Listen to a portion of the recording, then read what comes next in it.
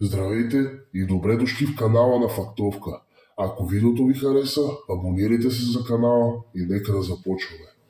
Топ 10 факта за българската мафия, която оставя своя отпечатък върху историята на страната, особено през 90-те години.